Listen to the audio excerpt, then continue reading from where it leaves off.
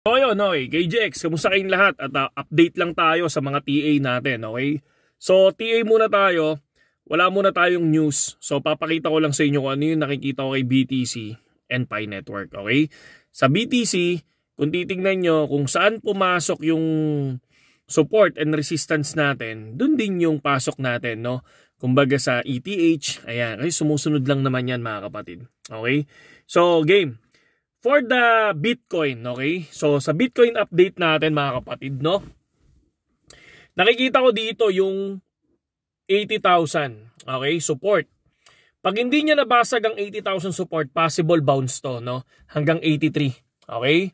Ngayon, pag nabasag niya yung 80,000, no, support, possible pumunta to ng 78,291, okay? So, ngayon, kung titingnan natin yung 78,291, ang dami nagsasabi na possible bumaba ng 74. Wag muna. Basagin niya muna to. No? Pag nabasag to, kunyari ako, papasok ako, 80K. Ngayon, pag bumaba ng 80K, short ako niyan. Magtitipi ako bandang 78,300 or 78,400. Diba? Hindi ako magtitipi doon sa 78,200. Yan yung next na hihintayin kong mabasag bago ako pumasok ulit ng next position. Okay? Ang resistance naman natin sa BTC is 83,662. Okay? So ngayon, kung pag nabasag niyo yung 83,662, ito yung kailangan niyang i-hold. 85,386. 85,386. Kapag na-hold niya yung 83,386, I think makikita ko si 90K ulit. No?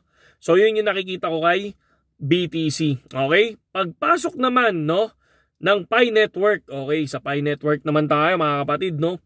Sa Pi Network, ang ino-hold natin na support dito is 138. Talaga ba? So, teka lang ha, lalapit ko lang yung graph. Okay, 1.38, okay?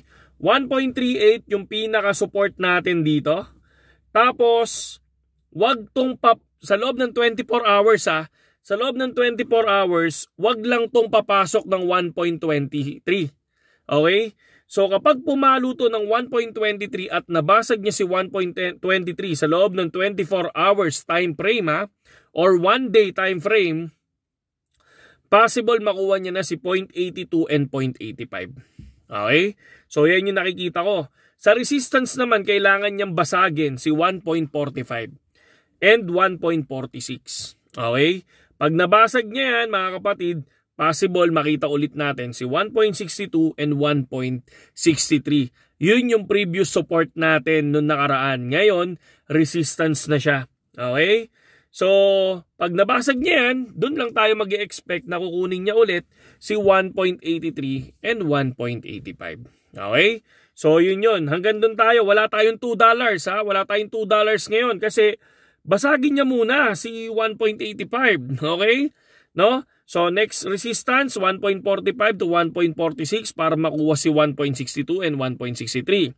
Pag nabasag niya si 1.63, possible 1.83 and 1.85. Okay? Yun lang yun, and happy profit sa inyong lahat at congratulations sa inyong lahat no na mga nag-profit kahapon. Happy ako na nakakatulong tayo, okay?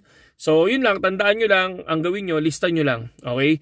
Pero tulad ng sinabi ko sa inyo, no, nagbabago ang TA after, kasi yung tiningnan ko is 12 hours time frame. Okay? So, after 12 hours, mag-iiba yan. So, minsan tinitingnan ko 4 hours, minsan tinitingnan ko 24 hours. Okay? So, yun lang yun. Okay? Saludo sa inyo lahat kay GX. Sa mga gustong pumasok sa Telegram, nandiyan dyan yung link natin sa description, mga idol. Tapos, alam niyo na, no? PM kasi meron tayo requirements doon. Okay? Madali lang naman.